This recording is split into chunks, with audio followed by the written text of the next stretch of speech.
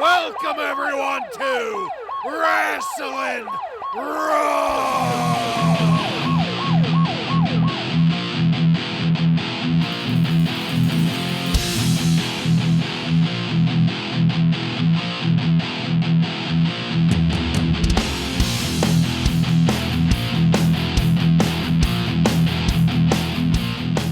You're listening to Wrasslin Raw, the podcast that takes you back to when the new generation took over the WWF.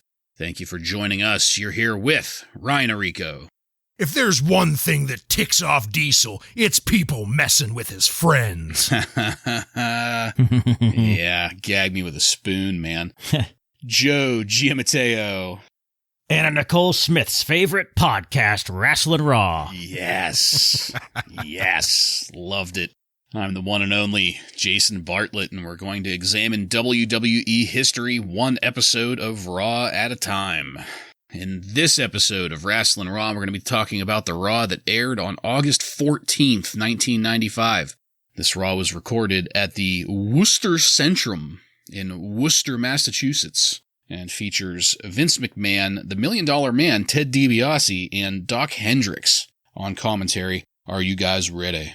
I'm ready. Ready. All right, then, let's get into it. For our intro tonight, we're going to spend some time fluffing Shawn Michaels once again.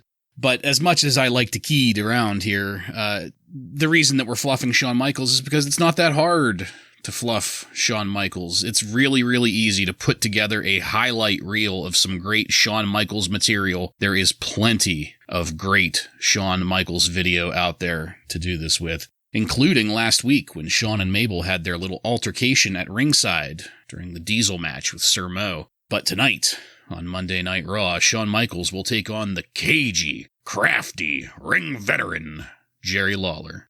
This is followed by a pretty good promo from Jerry Lawler, talking some shit about Shawn, getting us ready for the match later on tonight. Welcome everybody to Worcester, Massachusetts. And what the hell is this? I was hoping for Doc Hendricks, but instead we've got the $1 Million Man Ted DiBiase behind the commentary mix-up all along. And did you notice Vince seemed to be really laboring his voice at the beginning of this? Like he was, Yeah. I don't know, it sounded like he was going, losing his voice or something. Well, I think he was saving it up for that welcome everybody. That's where Or he has the, oh my, about Shawn Michaels. Well, as fun as this little banter has been, we can't have fun all night here, guys. Cue the music. This time it's going to be Here Comes the Clown for our first match of the night. Waylon Mercy defeats Donk the Clown by submission in 3 minutes and 11 seconds. In a stunning turn of events, Donk is dinkless. First thing I noticed here. And this is where we get the line that Donk is apparently Anna Nicole Smith's favorite superstar. I can only imagine because they both tended to be painted up like clowns quite a bit. Oh. Yeah, I keyed again, but me and my right hand and Anna Nicole Smith had a healthy relationship back in the 90s. Now, it's Waylon Mercy's turn. Being ever so gracious coming down to the ring, waving and greeting the fans, then shaking hands and greeting the referee, picture of politeness. And of course, Donk makes the opening series of arm drag takedowns look terrible. Something simple enough that it's usually one of the 4 moves Donk can typically perform somewhat well. Not tonight. It makes me wonder, honestly, if this is maybe a different Donk that we've got under the makeup. The rope snap that we get from Waylon Mercy as Donk is climbing back into the ring after being tossed to the outside, it's a little cheaper now that we've seen it before. And, oh boy, the punches that Donk throws as he pushes Waylon Mercy to the corner. Ryan's reaction should tell you everything you need to know about those. I don't know if Waylon just wasn't selling it or what, but they barely looked like they connected. This was fucking terrible. But then, holy shit, when Waylon Mercy fucking lights up Donk with a punch, and I definitely can't wait to hear you guys' opinions on this. I don't know if it was just worked really well, but that looked and sounded like a fucking shoot punch if I've ever seen one. One more time. And then the clothesline that it ends up following that up, equally rough. This violent beating of Donk is arousing me in ways that I can't describe. Once again, the stranglehold as the finisher is done correctly, but this time, everybody else in 1995 is feeling what we are feeling. As the crowd chant begins, everybody in the auditorium there is saying, "Kill the clown. Kill the clown." Waylon Mercy loves it. I loved it. The official calls for the bell. Just fantastic stuff as Donk is half dead on the mat. Waylon Mercy shakes the ref's hand on the victory. Before we move on, Ryan, please get us started on our first match of the night.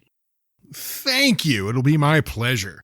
I was glad to see, as it showed, a little bit of intelligence from our wrestlers here. Waylon Mercy tried to get Donk to shake his hand, and Donk was smart enough to not fall for it. But sadly, it seems like his scouting didn't pay off, though, because a little bit later he fell for the rope snap. He wasn't ready for that one, so... I also noticed that Waylon Mercy, after the poor Donk arm drags, Mercy rolls out of the ring to collect himself, and through his wife beater, you could really see his high beams are on. I don't know if it was a little cold in the arena, but man, they were cutting through that shirt. I also like the little bit of play that they're doing with Henry Godwin here. I don't know if this is going to be a face turn for Henry, but Ted DiBiase is here claiming that, he would have never accepted a dirty person like Godwin into the corporation, and he was just hiring a dirty man to do a dirty job. I thought that was pretty good, especially if it gets him away from the corporation. And then those punches.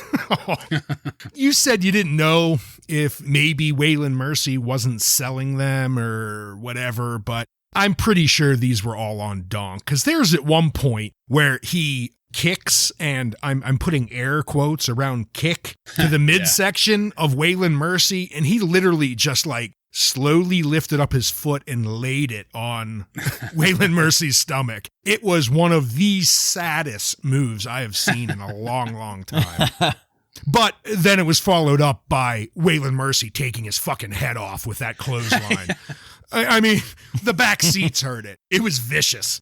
And then we all got what we wanted. Kill the fucking clown, get him in the chokehold, and bury him. Donk the jobber choked out. I think we all have to agree this is probably the fall of Donk the Clown. He's dinkless. He just jobbed out. We haven't seen him in a long time. I have to think his days are numbered. Yeah, total enhancement job here. The Worcestershire sauce crowd here. This chant, I don't know if that's... Is it because they hate Donk or because they like Waylon Mercy? That was the first thing that was going through my mind, because as soon as he slapped that sleeper hold on, they started popping, and I was like, oh shit, are they getting behind this guy, or do they just hate Donk? Maybe a little bit of both. Maybe both. Say, let's have our cake and eat it too. Yeah. But I'm looking forward to, if we get another Waylon Mercy match, I'm looking forward to that, to see how that goes with the next crowd. He's an older guy at this point. I think he's just a little bit slow and past his prime. And you mentioned the selling abilities. I thought they were, I didn't think they were that great, but I mean, it is Donk. Yeah, the punches and everything was just bad. It was just sad to see this. Why even give this guy an entrance anymore? Just put him in there like a jobber and just get it over with. Don't even give him the makeup and the wig. Just put him in a singlet and throw him out there. Kill the clown. Just tell people to imagine he was a clown. Oh, and the last thing I have here is Waylon Mercy's music is it's like the kind of thing you'd hear at a piano bar, Yeah. It's like that. Yeah. I kind of dig it a little bit. I don't know, the beginning part of it where he's, lives are gonna be in my hands. Shit, that part I'm not quite sold on, but the rest of it, that's pretty smooth. I feel it fits his gimmick, his smooth, easygoing southerner kind of thing, Everything about the gimmick is great. Absolutely everything about it is great. Including when at the very end of the match, when he shakes the ref's hand and he has that smile. Yeah. Just great. I think he went up to Vince at the beginning, and Vince kind of broke kayfabe and did the, "Hey, pal, how you doing?" Yeah. A little thing that I liked, too, is after the match is over, whenever he's being polite with the referee, just for a split second, Waylon Mercy kind of like gestures down at Donk, who's still laying on the mat. And I couldn't really read his lips, but what it seemed like was kind of like I don't know what's up with that guy down there, but how are you? I'm doing fine. Just very nonchalantly like, I don't know what's up with the clown. He's just laying there. Not sure how he got there. Yeah. Well, gentlemen, next segment. This is something that I don't know if it was just I had a lot of nostalgia flowing through my veins on this one, but this is the on-screen, now Mark, on-screen, not Wrasslin, but on-screen debut of Goldust. For me, this was indescribable. This is classic Goldust, and for our listeners out there, if you don't know what classic Goldust is, you are missing out. Dustin Runnels does this so perfectly. The delivery of lines such as, "These celluloid gods and goddesses are fabricated. They were cloned into stardom by teams of writers, directors, and producers." So fucking on the money and prescient for the modern product that we live in today, that it gives me chills. It gave me fucking chills hearing him say this shit back in 1995. All of the things. I mean, that's just one little snippet, but his entire fucking promo. I'll just say that anyone out there listening to my voice needs to go back and watch this. This is the beginning of an era. Absolutely. We've had the hints here and there, but this, I really strongly feel like this promo is the start of the upward trend that we can look forward to. And Joe, don't you say a fucking thing to contradict me. Let me have my dream. Just wait till you see Goldust feud with Donk. Shut up, Ryan. The 6-month-long program. Well, after this vignette, we go back to ringside, and there's a pile of Stridex supersized pads just laying there on the announce table. But here comes Henry Godwin down to the ring. Ryan, you kind of came up against this earlier. Apparently, Godwin heard some of that trash talking from DiBiase. He's pissed. Mm-hmm. Godwin's cheap labor, etc., etc. Godwin wants DiBiase on his knees, which he gets, and he wants DiBiase to squeal like a pig for him. When the $1 Million Man Ted DiBiase refuses, he gets the slop bucket dumped all over his $1 Million head. And then we're going to replay that slop dump 15 fucking times from 6 different angles, and god damn it, we've got a hog farming babyface now, in my opinion.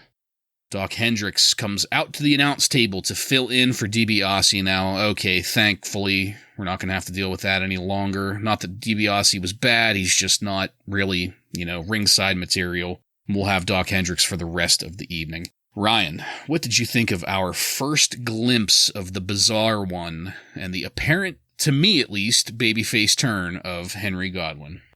I loved that we started it off before we even saw him with that iconic sound. It was just fantastic. And then we see this 6'5", 250-pound man in a long blonde wig and gold glitter face paint all over him. It was a sight to see, and I loved it. Like you said, his delivery was great. Outside of maybe a little bit too quiet. Maybe the audio issue could have ramped up his sound just a little bit. But for a 1995 audience, he was truly coming off as the bizarre one. And as far as the Henry Godwin stuff, I mean, I kind of talked about it a little bit earlier, and I'm looking forward to it. This was nothing special. He comes out, he hollers at Ted DiBiase, and then he throws, this slop bucket looked a little bit like pancake batter this week, but yeah. I'm excited to see a babyface Henry O. Godwin. For me, this first glimpse of Goldust, it's interesting to watch it we know what happens with this character and how long it lasts. To me, right away, I saw the look, and the look kind of reminded me of like early Kiss when they would have the makeup that was kind of shitty, but not, they improved over the years. Yes. That's the first thing I thought of when I saw him on screen there. Obviously, this promo, Ryan, I kind of agree with you. It was a little too quiet in some parts, but it's something that's so different from everything else we're getting during this time that it's just like a breath of fresh air seeing this. I thought it was okay. I wasn't gushing until I heard the music. When I heard the music at the end, I was like, yes, this is what I remember. His entrance with the slow motion shit going on with the gold glitter and stuff, and just hearing that music. So yeah, this is obviously great. I'm looking forward to this. Henry Godwin, I guess it's a nice change. It seems a little bit too soon, because didn't he just switch to a heel not that long ago? Yeah, it seemed it. Yeah, seems like they didn't really give him a run as a heel. But, maybe this is the start of the Godwins tag team. Maybe we're going to get into that sooner than we think, maybe. Yeah, I hope so. I'm on the record as being, fan of Henry Godwin, but also the Godwins tag team, and especially later on when they get Hillbilly Jim as a manager. That's some good shit for me, pal.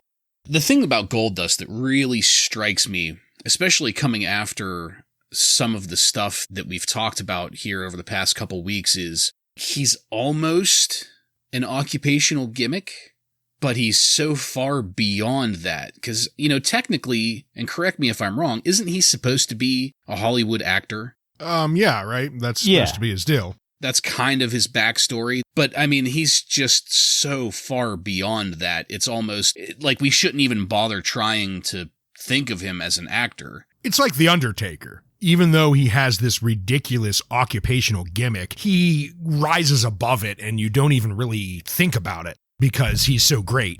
Yeah, I do agree with that. What's most impressive to me with this is thinking about Dustin Runnels, what he was before this. He was Dustin Rhodes in WCW, just this bland Texas guy. Yeah. Going from that to this is like, it's such a change. And it's, he's going to pull it off. Yeah, agreed on that one. And so, Ryan, the Undertaker thing. Like, yes, nobody believes he's actually an Undertaker, just like nobody really believes that Yankum's a dentist. But with The Undertaker, it's kind of like an early version of this, maybe, where they painted him up a little bit. They never went overboard with him, but they paled him up and they made his eyes more baggy and dark and, But at the same time, the furthest they got from reality, and also the closest to the gimmick they got, were those awesome vignettes of him building the casket. We finally got to see an Undertaker in a funeral home building a casket. We had lightning bolts bringing him back to life. That is true. We had some stuff. That is true. Good call. But the thing that gets me about Goldust here is that, so the paleness of the Undertaker, totally fitting. The lightning bolts, it's a little extreme, but whatever. He was going to heaven because he got murdered. That's what happens when that, goes down. Yeah. But this guy is like solid. He's gold. Like he's solid gold. Yeah. And he's and androgynous. Not just that's the thing. He's androgynous too. It's just so far beyond any other gimmick that they're doing. I don't know. It goes right into the nickname that he will have forever, the Bizarre One, because he is. Yeah. And, like I said, guys, I'm gushing here on Goldust, so there's probably no amount of rationality that can get through to me at this point. But also, Joe, fantastic point about his makeup and looking like early Kiss, because I couldn't think of the right way to describe it. Like, I was thinking of it as like, they're still trying to figure out his look, and they haven't nailed it down quite yet. He's got his usual gold skin and the blonde wig, but they had a gold, like, Chippendales bow tie on him. Like, I don't remember that. Like the animation from season 1 of The Simpsons. Yeah. And it was like a darker gold color than it was later, Yeah. He was like a lighter. I also feel like there is something missing around the edges. Like he ends up later on outlining his head, where now the gold paint just kind of like blended into his blonde hair. Yeah. Yep. Plus, there's all the crazy shit that he does, too, with, like, the feathered boas and, all that. But that's all stuff that we can totally look forward to in the future. I know I am truly the beginning of a new era here with Goldust. But getting back to ringside here and Doc Hendricks getting situated there at the announce table, I couldn't tell if he was just excited or coked up or both. Once he's good to go, we'll move on to our next match. The Smoking Guns, Billy and Bart, defeat Cody Wade and Bill Garrett by pinfall in 1 minute and 36 seconds. Oh boy, what a match this was. Cody Wade and Bill Garrett were already down at the ring, and man, they looked unique. Bill Garrett, I believe, had Machine painted across his ass, whereas Cody Wade had, oh shit, another M word. I can't remember it now. Damn. I could only guess that he had Machine across his ass because they had to use a machine to fit him in those fucking pants. Yeah. He looked like an obese gigolo Jimmy Del Rey, kinda, with more teeth. Apparently, the Smoking Guns are going to be taking on the Blue Brothers at SummerSlam here. We get that news. Once again, Interim President Gorilla Monsoon supposedly giving the fans what they want, I guess. Back in the match here, there's a botched hip toss right out the gate. The larger of the two, that's how I have him labeled, the larger of the two, Bill Garrett, absolutely fucking terrible. Terrible. Cody Wade, after a while, I mean, keep in mind, a minute 36 is what this match is. So he just, he gets his ass kicked for a while, or at least he tries to get his ass kicked. He can't even succeed at that. Eventually, Cody Wade comes in to get his ass kicked. Not before he jiggles his ass for the crowd first, though. I think he was pointed at the announce table, as a matter of fact. His ass and just two-handed, just jiggling the cheeks for everybody. This is the beginning of the end of this match once Cody Wade is in. Everybody here in the ring, and announce table included, seems to acknowledge that this isn't working in any way, shape, or form. And the Guns go home with that awesome finisher that they hit so well. Joe, please, what did you think of this match? Well, there's not much to think about it. It starts with this Garrett guy is, I have noted, I just wrote this Garrett guy is pretty horrible. And then, is his name Tony or Cody or? Cody Wade. Okay. Yeah. Cody comes in, fluffs up his ass, kind of like the girls do on Instagram these days. Yeah. Yep. Comes in and gets zero offense and takes the finisher. There's not much going on here. These jobbers were just fucking terrible. I'm going to start off by just saying neither of these two are the jobber of the week. When I was looking up the jobber information, both of them, this is their only wrestling match ever. Really? Yeah, and it shows. Bill Garrett starts things off, and my lord is he sloppy. And I don't mean move-wise, which he is that as well, but I mean flabby. He is flabby as all hell. And he can't do anything. Bart tries to do an arm drag, and Garrett just kind of stands there and falls. It looks terrible. And then before Garrett tries to tag in Cody, he sells a punch that never happened. Yeah. He just flies back like he got punched, and nobody threw a punch.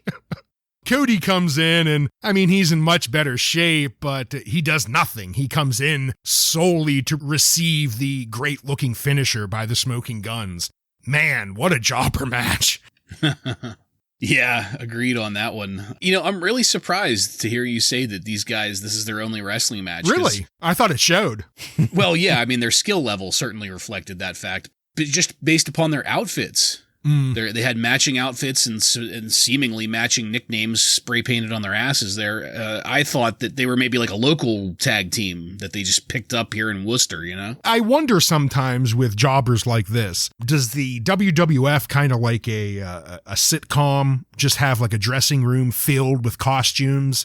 And a jobber will come in and just kind of, finger through it and go, oh, yeah, that looks good. I'll put on this thing. Something like that. That's a good question. So, and also I just wanted to say, good call on bringing up that punch that never happened.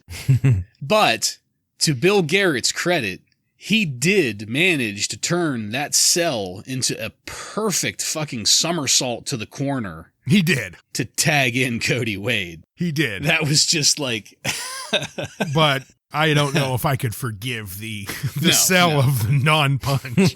Oh, no. Nobody here deserves any kind of forgiveness at all. I think the Guns were just like, all right, let's go home. That's the end of this. Yeah. As soon as he saw that, he was like, all right, it's time to finish this off. They did make a point of highlighting quite a few lusty ladies there in gold circle seating that were very happy to see the Guns. So that's probably what they had their eye on. Somebody else that has their eye on things, Dean Douglas. We've got the report card here. And we're going to examine the definition of execution today. And this vignette is going to focus on Bret the Hitman Hart, naturally. Just in case you guys were wondering, or anybody else out there, because it was bugging the piss out of me, I had to translate it. The banner with the Latin phrasing that hangs in the back behind Dean Douglas. The Latin phrasing is Ascolta mihi tibi dico. And that translates as, pay attention, I'm speaking to you. Just, Interesting. Some trivia there for you.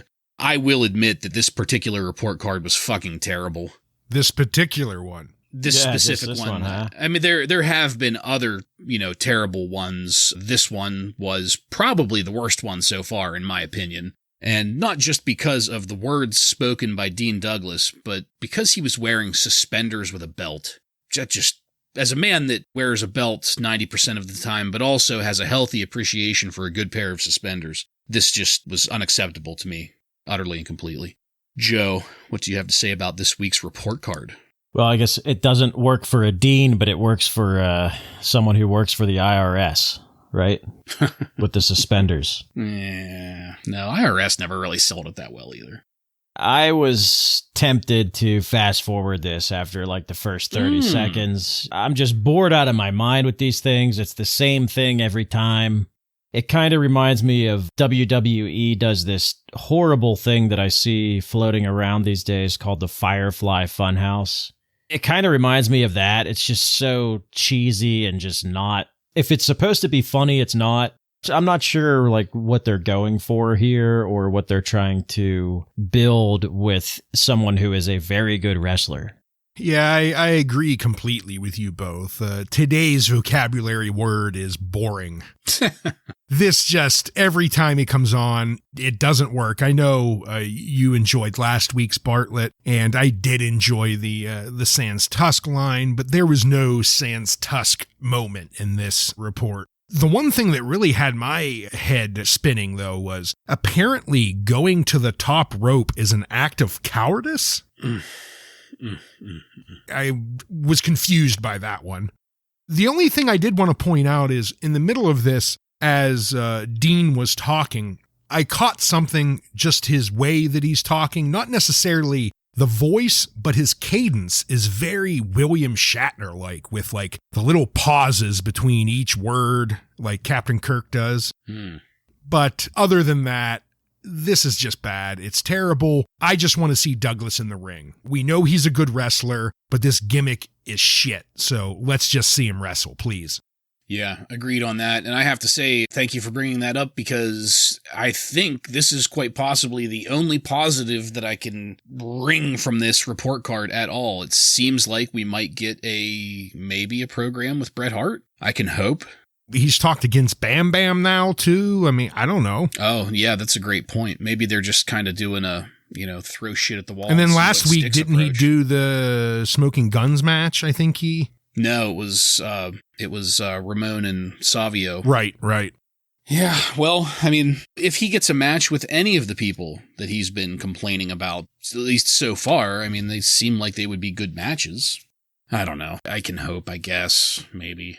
Oh, and this one got bookend. We had at the beginning and the end the fingernail scratching. I'm sure you love that. God, yeah, I wasn't going to bring it up because it's just terrible. Like I said, I take my headphones off for it. I don't hear it anymore.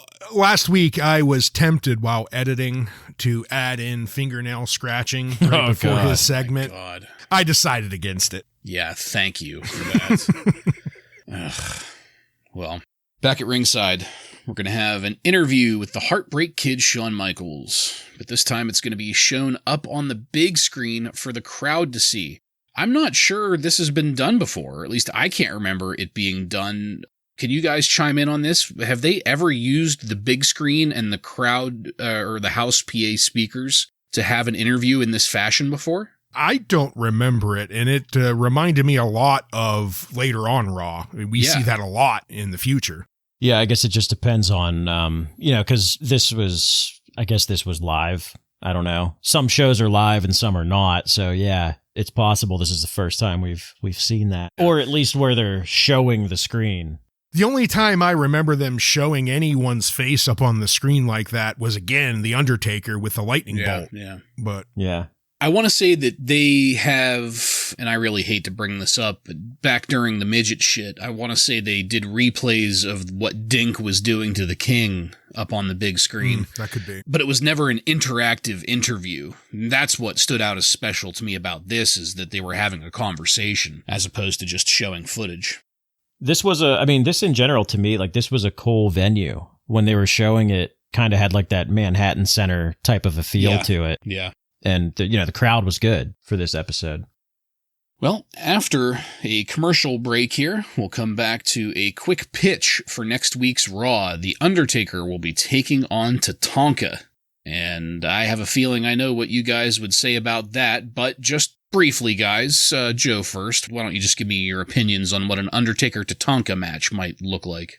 Just seems kind of random, but he's going against someone in the $1 million corporation to help build up for that Kama match. So I'm sure there's going to be some type of interaction with Kama. Yeah, I think the Kama interruption is inevitable in this match, unfortunately. And, we kind of talked about it a few weeks ago. Tatanka isn't a bad ring worker. With The Undertaker, who's, an absolute legend, this might not be bad if we stick to wrestling, but I have a feeling we're not going to.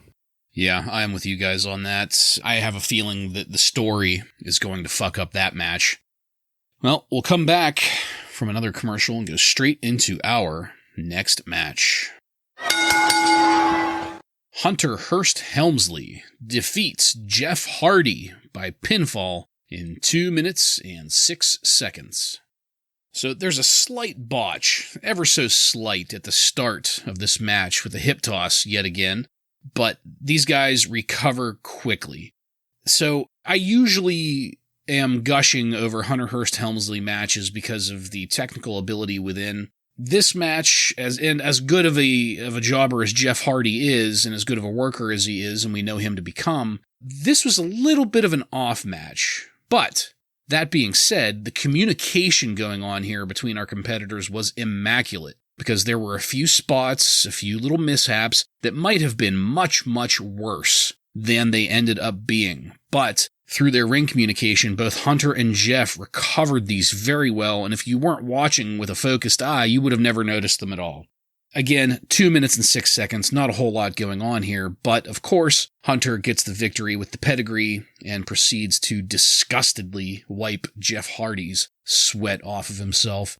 Ryan, what did you think of this match between two future WWE champions?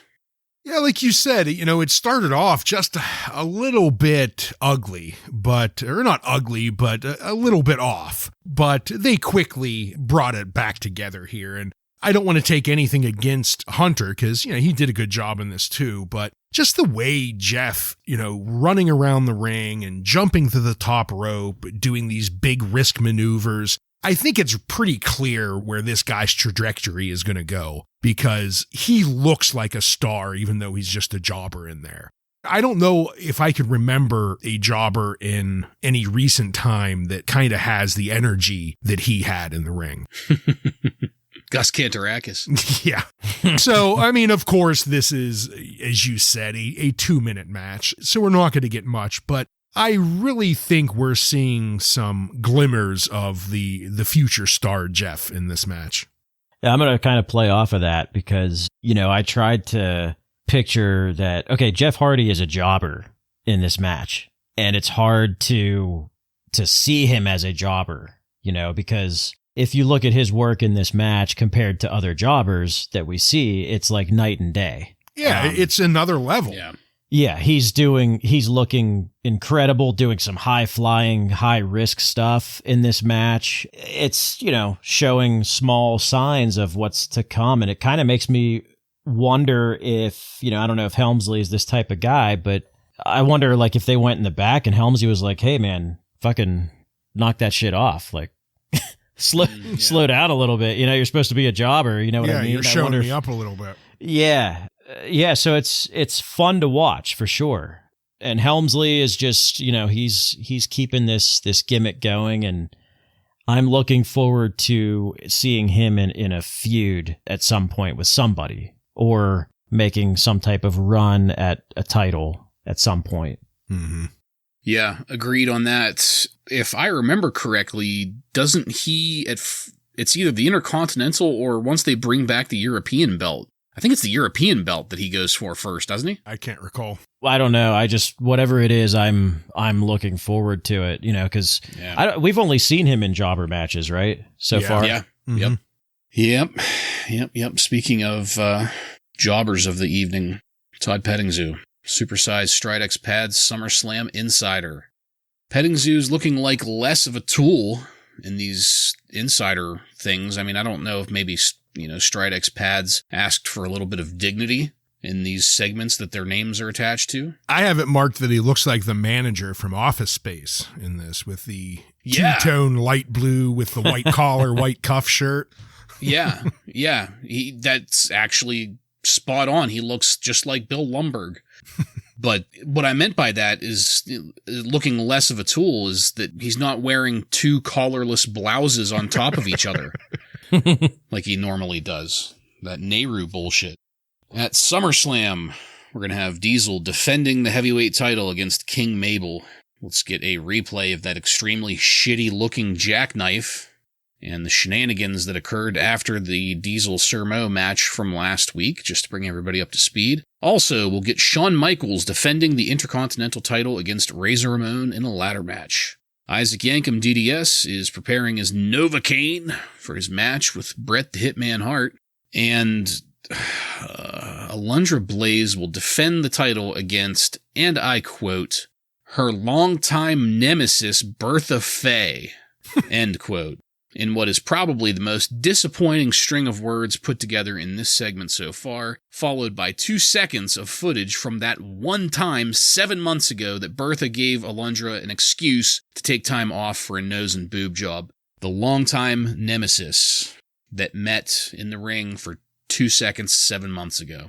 Also, finally get Undertaker vs. Kama at SummerSlam. And more news from the office of Gorilla Monsoon. 2 new matches have been added to the card. This just blew my fucking socks off. Barry Horowitz will take on Skip of the Body Donnas. While I am looking forward to that, what blew my socks off is what the fuck is up with this picture of Barry Horowitz that they put up on the screen. It looks like it's like a greasy nerd. I had it as he looks like the real-life version of Kyle's cousin Kyle from South Park. Yeah, Kyle 1. If you remember when I did my Jobber of the Week segment on Barry Horowitz, in it they talk about when he gets his push, they decide to put this Poindexter gimmick on him. And that's what this is. Damn it. Yikes. Yep. So it's like a nerd. Yeah. He's going to come out with like a pocket protector. Oh, man. Mm-hmm. This is like, I mean, it's not as egregious as Fatu, but just the total fucking 180 on the gimmick, because he had his own thing. He had the pat on the back bullshit and just being a dick. They just had a crowd chanting this guy's name 2 weeks ago when he wasn't even there. So let's switch up the gimmick. Come on. Just to get a little descriptive with this image of him, he's got like his usual curly mullet thing going on, but he's got these big Coke bottle glasses, like Ryan said, the pocket protector pen type thing, and a dress shirt pocket. I was so confused seeing that up on the screen. I was like, what the fuck is this? Apparently on Superstars this past weekend, Skip challenged Barry to a 10-minute time limit match, which Barry won, making 2 victories over Skip for Barry now. Also added to the match card, we're going to get the 1-2-3 Kid versus Hakushi. That was a surprise for me that is again, just for me, pretty fucking exciting. I am looking forward to 1-2-3 Kid versus Hakushi. We're going to briefly go back to ringside, but before we move on to our next segment, Ryan, what did you think of the new information we got out of this week's SummerSlam Zit report? I thought what we got out of the information this week was pretty great. Both of the matches added were fantastic. Barry Horowitz is going to take on Skip. You know, I know the outcome of this, but that doesn't matter. I'm still excited going forward. And I loved that Horowitz just beat Skip in a 10-minute, Survivor match. I wish we would have got to actually see that. Yeah, really. And then Hakushi versus the 1-2-3 Kid. I'm glad to see that Meltzer was wrong, that the Hakushi versus Bret Hart was not Hakushi's swan song, and he's going to have a match against the 1-2-3 Kid at SummerSlam. That sounds great. I have to say, the way things are stacking up outside of the championship match with Diesel and the Alundra and Blayze match with Faye, the rest of these matches are looking pretty damn good. Yeah, they're definitely trying to beef up that card a little bit, for sure. I like everything that's been added here. As far as the Alundra Blayze and Bertha Faye thing, I think about how much has been wasted on this amazing talent. Alundra Blayze, I mean, she's been there it's probably been over a year, right? Oh, yeah, yeah. Yep. Just such a waste of such a great, great talent that's way better than a lot of female wrestlers that we've seen over the years. And she's not going to be here for much longer either. So it's a shame to see, Bertha Faye. Well, it's understandable. Why wouldn't she leave? They refused to go out and find any people to have her wrestle, so... Yeah, and there is interest in it, which makes you scratch your head. It's like people like her matches. People enjoy it. Yep. And they just never really built around it, so it's a shame. Yeah, I completely agree. And just for the record, Joe, since you mentioned, she's been around for a year, it was SummerSlam 94 where she had a match of the year fucking contender match with Bull Nakano. A match that stood out among hundreds of matches over the course of 1994. So I'm flabbergasted with it. Yeah, I mean, I agree with you, Ryan. It's no wonder that she fucking leaves because they're not doing shit for her here. But yeah, it's just mind-blowing that they won't do anything for her. And when they do, it's this shit like Bertha Faye, somebody that's fucking 90 pounds overweight and 20 years past their prime. It's so tragic that we go from match of the year candidate damn near 1 year ago to this. Well, by the time we get to SummerSlam, it will be 1 year. Fucking just, disgusting. Well, that being said, we're going to go into our next match. Henry Godwin defeats Russ Greenberg by pinfall in 56 seconds. And Russ Greenberg is our jobber of the week. Take it, Ryan. Thank you, Jason. Russ Greenberg is this week's jobber. Throughout this, just like throughout his career, his name will be interchanged between Russ and Ross. He wrestled as both, and it seems like the WWF never really settled on which one to call him. Some days they would call him Ross, other days they would call him Russ, so whatever. But Ross Greenberg was born Russ Greenberg in Miami, Florida in 1969. He has only wrestled under the name Ross and Russ Greenberg. He was trained by Mario Menici and made his ring debut on July 29th, 1991 for the WWF, losing with partner Ray Garcia in just over 2 minutes to the Natural Disasters. Greenberg would never wrestle for any other company other than the WWF, lasting with the company for over 8 years. Being with the company that long, I'm not even going to attempt to rattle off the impressive list of superstars he's lost to. However, Ross said he feels he has 3 claims to fame during his time at the WWF. They are 1, he got pile-drived by Mr. Wonderful. 2, he got electrocuted by the Mountie after his match. I used to love that shit. Yeah, me too. And last but not least, 3, he received the leg drop and was pinned by Hulk Hogan. Nice. So those are his claims to fame according to him. His last match with the WWF was on April 27th, 1999, losing with partner Julio Sanchez to the Hardy Boys at an episode of WWF Shotgun Saturday Night. After leaving the WWF and wrestling altogether, Greenberg has stayed pretty busy. These are all titles that he currently holds. He is the senior referee for the WFO, or World Fighting Organization, a mixed martial arts organization based out of Miami, Florida, a member of the Florida's Boxing Commission, the National Sales and Distribution Director for Tap Out Muscle, which is the official training and fitness partner currently of the WWE. So there you go. He still has some connections to the WWE. Jeez. And on top of all of that, he is also a home inspector and owns his own real estate company in Boca Raton, Florida. So if any of our listeners are in the Florida area and you're looking for a beach house, why not give old Russ a call? His website is myfloridabeachfront.com, and get yourself a beachfront property by a former WWF jobber.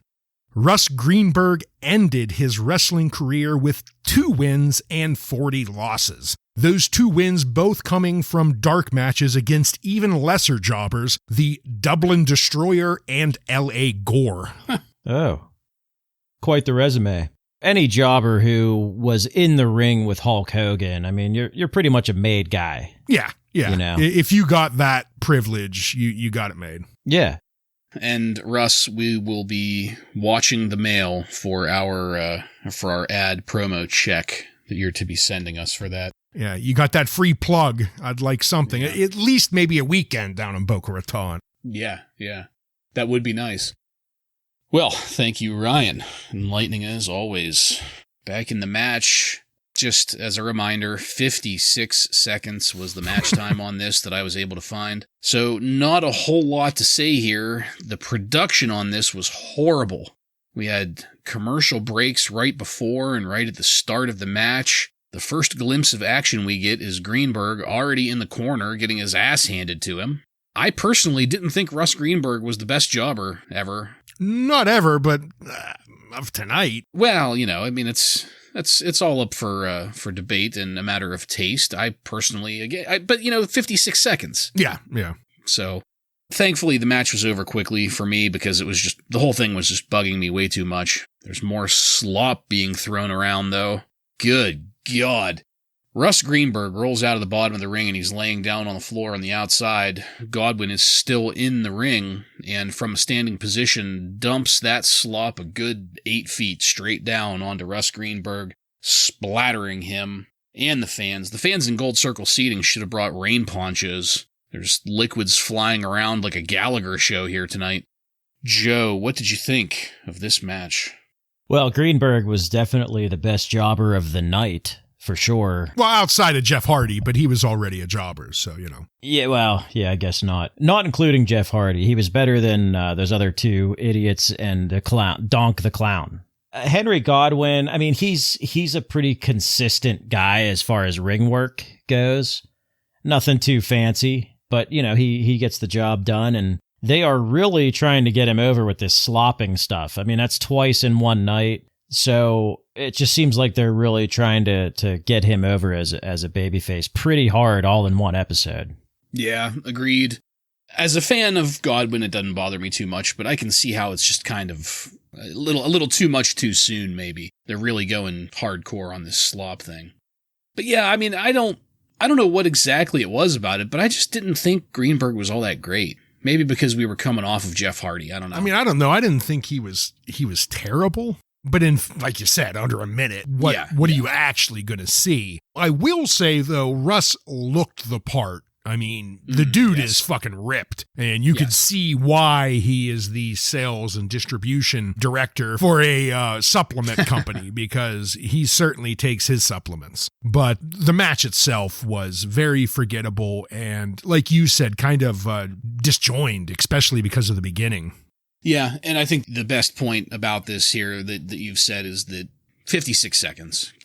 There's really nothing here to form any kind of opinion about anything, really. I mean, it's just me being dumb with this whole not liking Greenberg thing, I guess. Although with a record of 2-40, my God, that's probably one of the better jobber records that we've heard as far as like actual jobbing out matches goes. I mean. Well, gentlemen, as fun as that was, now it's time for our weekly visit to the dentist. We've been neglecting our dental hygiene, haven't we? The horror movie aesthetic here is increased, for me at least, with the sound of the drill. God damn, that's that's like nails on a chalkboard also. And the headband light being worn over one eye of Isaac Yankem, giving him like an almost cyborg-type look. This one is relatively short, but no less entertaining than usual. Joe, what did you think of this week's Isaac Yankem DDS vignette? I just continue to be, I guess, a little surprised by these just because it's such a stupid gimmick, but it's so entertaining. Every time I'm entertained. And also, finally, some good acting from one of these patients. You know, this guy was actually like screaming and moaning, you know, where the other ones are just fucking sitting there. So, yeah, I mean, again, it's like with all this other stuff that we talk about, a lot of times we find ourselves saying, oh, I just want to see him in the ring at this point. But with this, I'm like, I don't mind it, you know, seeing it 4 or 5 weeks in a row. It's pretty funny. Yeah, I'm in complete agreement. Part of it is Glenn Jacobs and how he's portraying this character, but you know, some of it is how they're writing these little segments because they're great. I loved it. And I mentioned before, every single one of these has one line out of Yankem. And this one was, as the person started screaming, "It hurts," he mocks them and hollers back, "It hurts." Fantastic. I'm sorry. I love every single one of these. Yeah. And, you know, that's pretty interesting what you said there about, you know, it being Glenn Jacobs doing this that is making this entertaining, which, you know, you're absolutely correct with. And it made me just now realize, I think part of, not the entire reason, but part of what makes this so entertaining for me is it's like we're getting this whole different side of Glenn Jacobs. Because for fucking damn near 15 years, we had him as Kane, where he was virtually mute. Unless he had his voice box. Yeah. And even then, it was monotone. Mm-hmm. It was kind of uninteresting. I mean, I'm not going to hate on it or anything, but yeah. Suck it. I don't know. Knowing it's the same guy is just, it continues to surprise me. Well, that little dose of awesomeness is going to take us into our final match of the night. Shawn Michaels defeats Jerry the King Lawler by disqualification.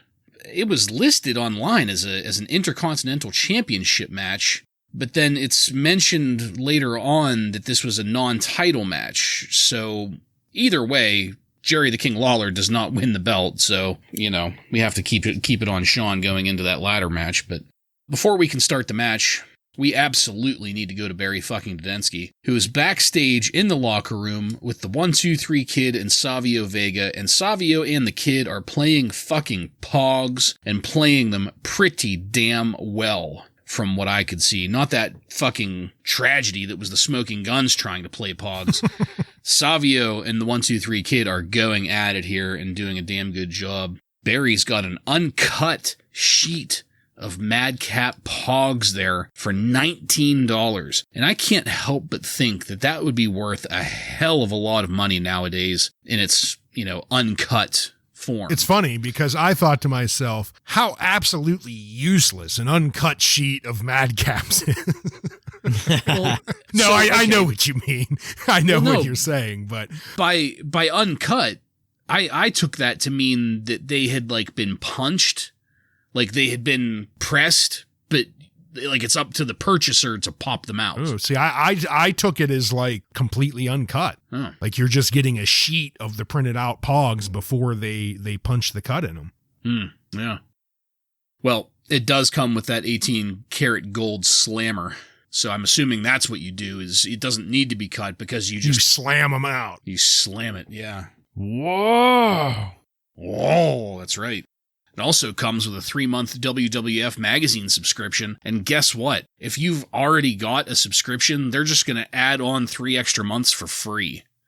all of this for $19, quite possibly the best deal we've seen. Outside of the Heartbreak Kid glasses, yeah.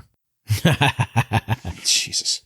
Well, back in the ring, this is something that's been on my mind for a while now. I couldn't hold it any longer. The mullet on Lawler just looks terrible. Yeah, looking pretty ratty here. Terrible. I mean, the mullet looks terrible on anyone, so. Nah.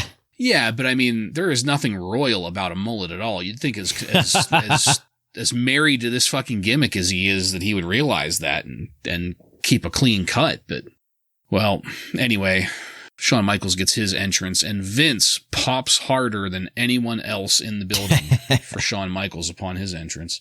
That's saying something, though, because the crowd is popping. The crowd does love Shawn Michaels. Well, yeah, he doesn't need to do it for Shawn Michaels, but he still does it. Yeah. There's a lot of stalling at the beginning of the match, milking the crowd for the effect.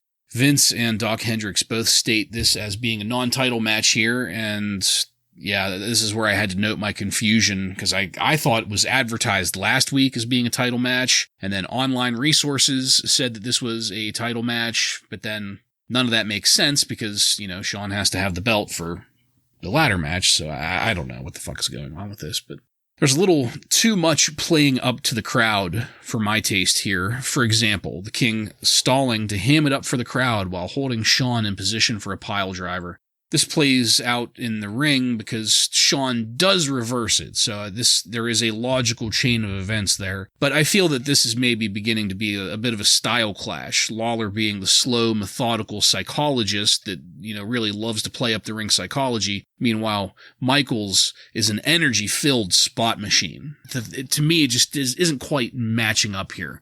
Psycho Sid comes down to the ring and fondles the Intercontinental title there at ringside. Then we get another unexpected commercial break. This is where the production is just once again off the rails in this episode. Lawler hits Shawn with a solid DDT, then hams it up for the audience instead of pinning Michaels. Michaels' comeback was more of what I'm looking for here. It was higher energy. It was exciting. He nails Lawler with a flying elbow. The elbow looked great.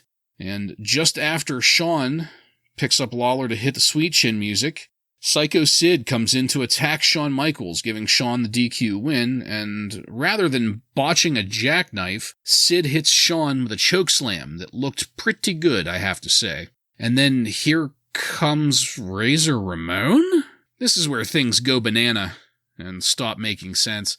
Razor saves Shawn, but the King saves Sid, takes Sid out of the ring, but then even though Razor just saved Shawn, he's going to start shit with Shawn and then grab the IC title, not wanting to give it back, and there's a push and shove that gets started. And just as we start to get a push and a shove, we've got another really poorly timed commercial. When we come back from commercial, Diesel is getting in between the two of them there, and it just stopped making sense to me at all, any of this. Why should Diesel give a fuck about this? Why should Razor give a fuck about this? I mean, I know Diesel hates it when people get and hurt his friends, but, you know, if that's the logic here, then Diesel should have been out here protecting everybody from fucking Sid.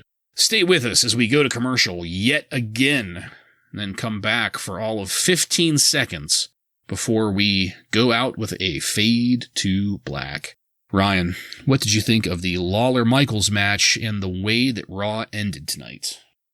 I mean, I thought it was a fairly solid match. I mean, it was entertaining. Like you said, they start to play up to the crowd just a little bit too much. And even at the beginning, Michaels tries to land, he flies out of the ring and tries to trip the King, but he just kind of misses it, and it's kind of ugly. And then he goes out and just plays it up with the crowd, and the crowd doesn't care. You know, they love Shawn Michaels, so they didn't care about this botched trip. But I did think when he got back into the ring, though, things started to gel a little bit better. He tripped Lawler a couple more times, but this time they actually looked like good trips, and I thought it was a good job of trying to humiliate the King out of Michaels at this part. And then I thought this part was a little bit funny. The crowd's chanting the typical Burger King, and Lawler, in what seemed almost like an 80s movie villain, hollers back, "Oh yeah, well here comes the Whopper," but he misses the punch. But I thought that was kind of comical.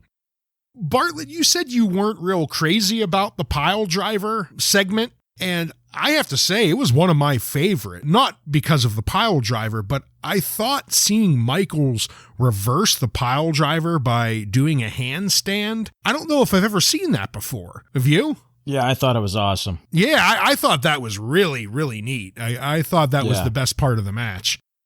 After that, they go back and forth a little bit, but then of course we're going to get Sid come down and we're going to end with a no contest here because he gets disqualified. But Sid really does need to give up the jackknife because I agree, this choke slam looked great. He needs to get off that shitty power bomb and just do the choke slam. The ending, I don't know if I hated it quite as much as you. Razor comes down and it's a little bit confusing. Why does he help Sean only to later have a little bit of a tiff with him? But kind of going off of what Joe was talking about last week, this is a much better way of ending Raw than what we typically get. At least we're ending with some type of setup for this great ladder match that we're going to get at SummerSlam. So even though it was a little bit confusing, it worked for me. Going back to the beginning here, over the past couple years, we've talked about Shawn Michaels. This is kind of his rise to stardom. But this point in 1995, this is where he is becoming the superstar that we know him as now. His entrance is probably, I mean, outside of The Undertaker, it's probably the best entrance of any wrestler as far as, crowd reaction at this point. So I just wanted to say that about Michaels, but the match itself, I mean, it's what I expected. It's nothing that I wouldn't say it was bad or I didn't feel like it was a clash of styles. It was just, it is what it was. And the one note that I have here was, like I said, that reversal of the pile driver I thought was pretty awesome just because we haven't seen it before. And as far as the finish goes, I think that like everything else that we've seen Sid involved in, it was a little sloppy. Just the whole thing, with Lawler pulling Sid out of the razor's edge and then Diesel come. I don't know. The whole thing was just a little sloppy, but I see why they're doing it. Like you said, Ryan, they're just building something for next week or for SummerSlam. Again, better than the Bushwhackers. Trying to get a little bit of heat going before that, what I would call the main event match. Yeah, I do agree with you guys that this is better than the Bushwhackers, certainly. And for the record, I did like the handspring as the reversal. The problem that I had with that scenario was the King hamming it up way too long while holding Shawn Michaels in the setup for the pile driver. To me, it was telegraphing it. There was only one way that much of a stall could end, and that was with a reversal. The way that he reversed, yes, was great. But to me, it was too obvious what was coming. Because if he didn't reverse it, then that was just going to be shitty fucking storytelling. You know what I mean? Kind of like how, Diesel gets, instead of pinning Sid, he goes out and he splashes people. Like, more or less the same thing, wasting time in the ring. But, I mean, that being said, yes, the way that Michaels reversed was very fucking cool. To me, it was just, again, I wasn't expecting that exact way of doing it, but I was expecting a reversal, so it didn't quite as hit home with me. But yeah, so much better than the Bushwhackers. Well, that's the end of this episode. We're going to take it on over now to highlights and lowlights.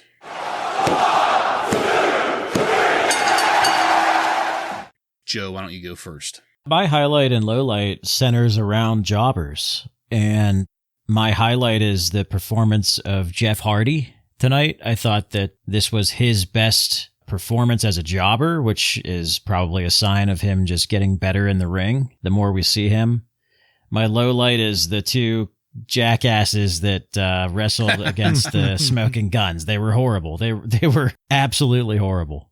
Joe, I'm in complete agreement both here. Highlight, I went with the Hunter Hearst Helmsley, and mostly Jeff Hardy. Just the excitement out of Jeff Hardy in this match really brought it to my highlight. And I do want to say I picked this one because this Raw, although not terrible, is not great either. There's not a ton of great spots in this episode. There's not a lot of terrible ones either. But because of that, I'm going to go with Jeff Hardy and Hunter Hearst Helmsley match, and low light, the sloppy fuck. against the Smoking Guns. Those two jobbers were just bottom of the barrel.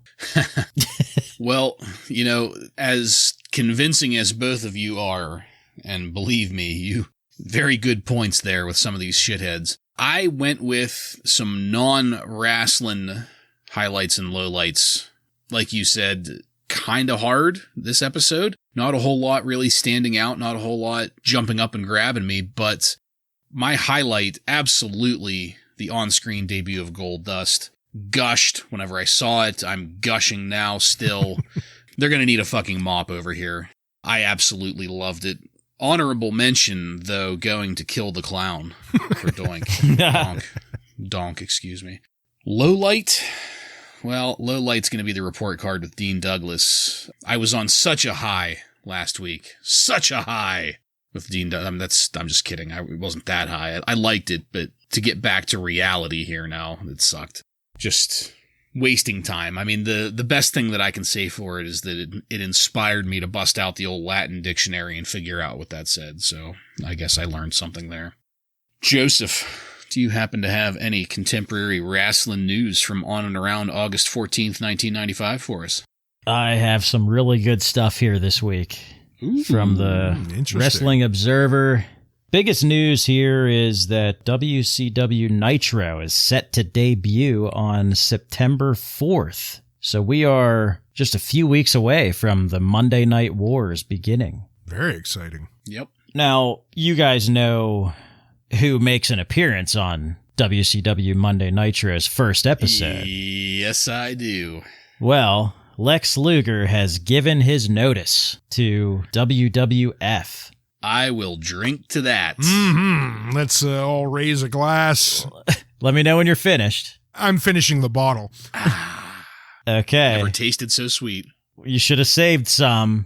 You should have saved some because there's another person who has given his notice, and that is Adam Bomb. Oh, yes. Oh, my God. Coming day. Let me go get a fresh bottle.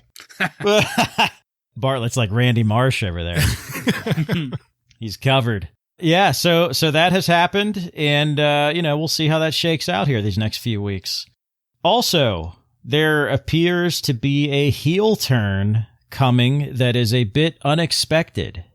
I know what it is just by reading in the Observer, but I'm going to let you guys be surprised by this, because supposedly they've been toying around with it at some house shows, but we're going to see it on TV possibly next week on Raw. So I want to see your reaction to it. It's something that I don't recall happening. So, we'll see how it goes. Interesting. There's a bunch of shit about Double J returning. It appears to be 50-50 at this point. A lot of talks with him and Vince McMahon. So not much to report on there other than they are talking. Mike Rotunda, the IRS, he has left for WCW. He was working as a road agent for WWF, but he's gone. So that road agent run did not last very long for him. And I'll finish off with Dave Meltzer's views on Goldust. These are direct quotes from Dave Meltzer in the Wrestling Observer. He describes Goldust as a transvestite gimmick, kind of doing a Marilyn Monroe look with lipstick, makeup, the feminine voice, etc. Could be a career killer.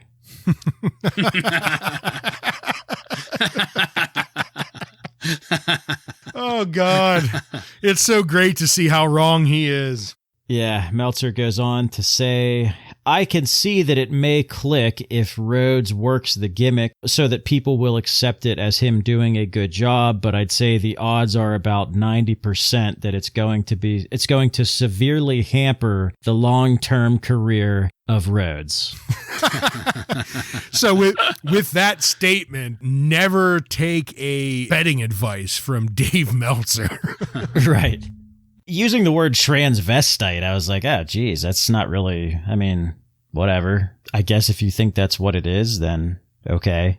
But yeah, he was completely wrong, and it's great to see that, and that's where I will end the news.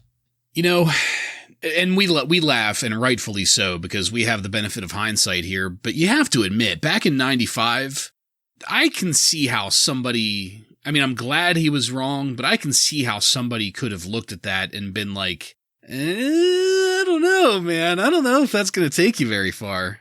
Let me say this, though. So I didn't include this, but there's a lot of stuff about, he said that this type of gimmick was used in Mexico. Really? And it worked. Oh, okay. So with him saying that, I'm thinking, well, why would it not work here for a guy like Dustin Rhodes, who is part of a family that is a very successful wrestling family? You know, so maybe that changes your mind a little bit on that. Okay. Well, yeah, see, I didn't know that at all. So, I mean, I don't know. The whole thing, like I said, we have hindsight here and we know how good it gets. But Sure, back then, yeah.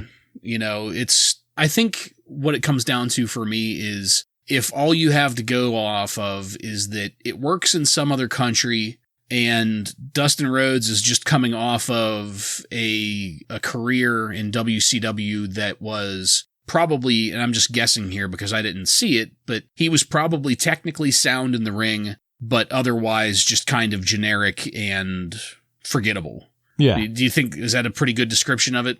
I mean, he had the Rhodes name. Yeah. But yeah, just a bland, regular guy, you know, from Texas. Yeah. To see somebody that was that previously do such a drastic departure to something so extreme. I mean, I don't know. I can't bust Meltzer's balls too hard on thinking that might not work, but I will. Fuck him. Well, I mean, again, I'm really glad that he was fucking wrong because we get some excellent, excellent time with Goldust over the next fucking 20 years. So, well, not 20, but with Dustin, we'll say with Dustin Runnels up to this very day. All right. Thank you, Joseph. Illuminating as always. And that's it, folks. We're done with this one. I want to thank you again for joining us. And if you like what we're doing here and want to connect with us, find us on every major social media and podcast subscription platform by searching up the handle Wrasslin Raw. That's WRASSLINRAW. While you're there, don't forget to click subscribe to get every episode of Wrasslin Raw coming to you every week. Give us a 5-star review and let your friends know about the fastest growing wrestling podcast in the world. Next week on Wrasslin Raw, we're going to take a look at the Raw that aired on August 21st, 1995, with matches featuring Roy Raymond, the 1-2-3 Kid, and many more. So, for Joe and Ryan, I'm Jason, and this has been Wrasslin Raw.